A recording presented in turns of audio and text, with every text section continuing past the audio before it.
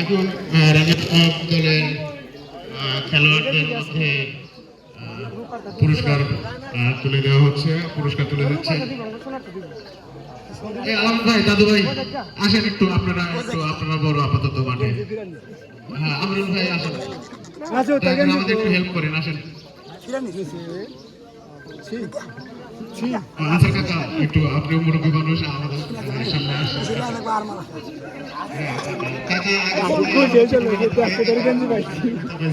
বিষয়। এবার উমর থেকে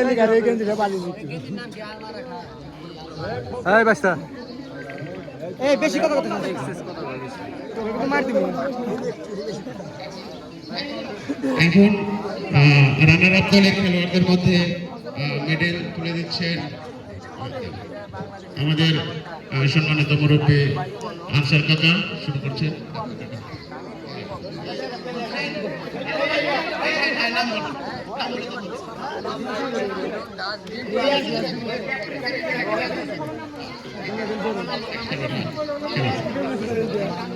এখন আসাদুলকে তার মেডেল গ্রহণ করার জন্য অনুরোধ করছি, তুলে দিচ্ছে। এখন আসাদুল 2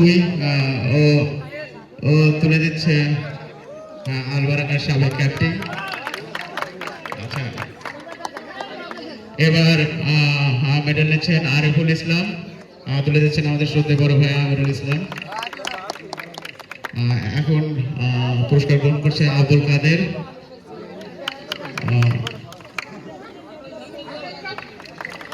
এখন পুরস্কার গ্রহণ করছে হাসান খন্দকার।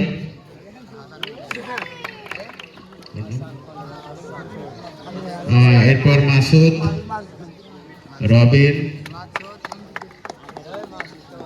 মেহেদি, সবুজ আসলেও সবুজের জন্য আমার খুব আজকে কষ্ট হচ্ছে। সবুজের ব্যাটিং আমরা সবসময় খুব উপভোগ করি, যদিও আজকে ভালো খেলা শুরু করছিল। এরপর ক্যাপ্টেন ইয়াসিন মেডেল গ্রহণ করছে।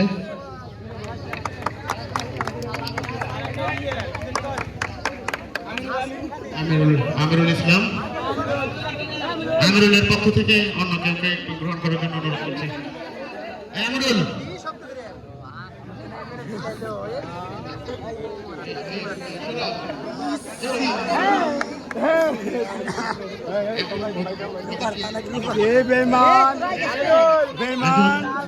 চ্যাম্পিয়ন্স দল টিম রাশিদুল দলের খেলোয়াড়রা মেডেল গ্রহণ করছে।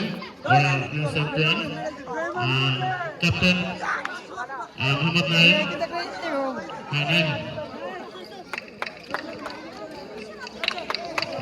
যদিও নাইমের ব্যাটিং কিছুই দেখে নেই আজকে, কি করছে পারেন না, স্কোর জানি না। এরপর মেহরাব হোসেন লাস্ট ওভারে খুব দারুণ বল করছে। ওর বাপেও একসময় ভালো ফাস্ট বল করতো আমাদের সাথে। এরপরে সাব্বির, এরপরে সামি,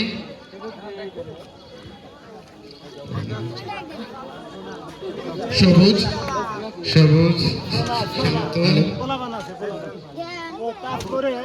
বাবু, রাশেদুল, আমাদের এবার চ্যাম্পিয়ন দলের টিম ওনার রাশেদুল ইসলাম, খুবই নাজুক ছেলে, আমাদের সব ছেলেগুলো ভালো। আমাদের পরবর্তী প্রজন্ম দারুণ প্রজন্ম তৈরি হচ্ছে, ভদ্র শান্তশিষ্ট। আব্দুল মান্নান, নাইম জুনিয়র, হাসান,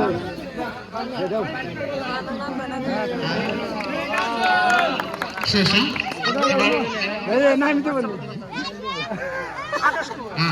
এবার আজকের ম্যান অফ দ্য ম্যাচের পুরস্কার গ্রহণ করবে। ম্যান অফ দ্য ম্যাচ যে হয়েছে সে স্নেহের ছোট ভাই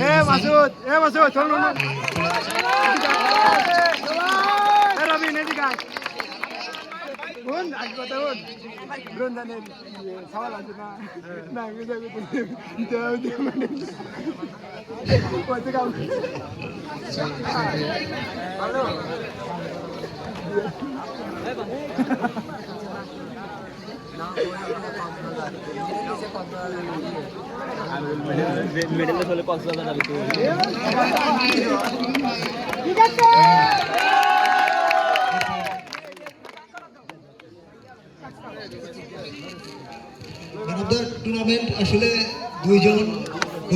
ফেলেছে।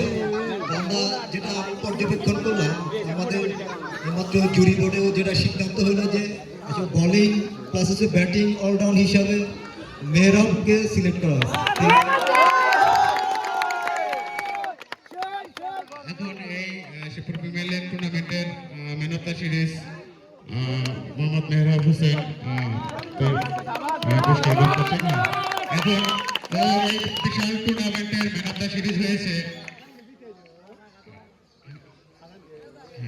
এখন হচ্ছে এই যে এই টুর্নামেন্টের ম্যান অফ দ্য সিরিজ হয়েছে, ও প্রতিটা ম্যাচে নিশ্চয়ই ভালো খেলছে। তো ওর এই ভালো খেলার পিছনে ওর উদ্দীপনাটা কি কাজ করছে এবং ও কেমন লাগছে সেটা একটু জানতে চাই। আসসালামু আলাইকুম। ওয়ালাইকুম আসসালাম। আজকে এতটাই খুশি যে এখানে আমার মানে ভিতরে কি বলবো আমি এখানে বলার মতো ভাষা নেই।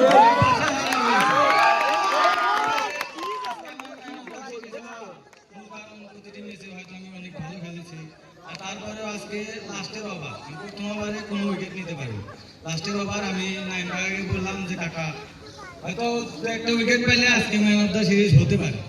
পরে কাকা আমাকে হেল্প করছে, কাকাকে অনেক ধন্যবাদ। টিমের খেলোয়াড়রা ক্যাপ্টেনের উপর সন্তুষ্ট, এটা একটা আনন্দের বিষয়। যাই হোক, এখন টুর্নামেন্টের রানার আপ দলের ক্যাপ্টেন মোহাম্মদ ইয়াসিনকে রানার আপ ট্রফি গ্রহণ করার জন্য অনুরোধ করছি। ইয়াসিন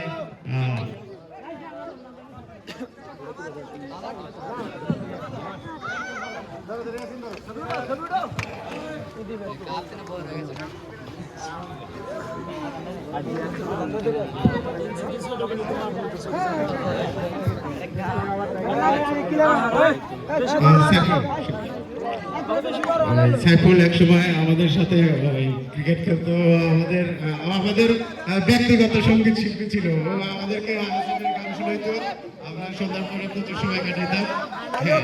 তো ওর কাছে এখন ক্রিকেটার হয়েছে, ওর কেমন লাগে? আমিও এক সময় খেলছি, পেশাগতভাবে দীর্ঘদিন খেলেছি।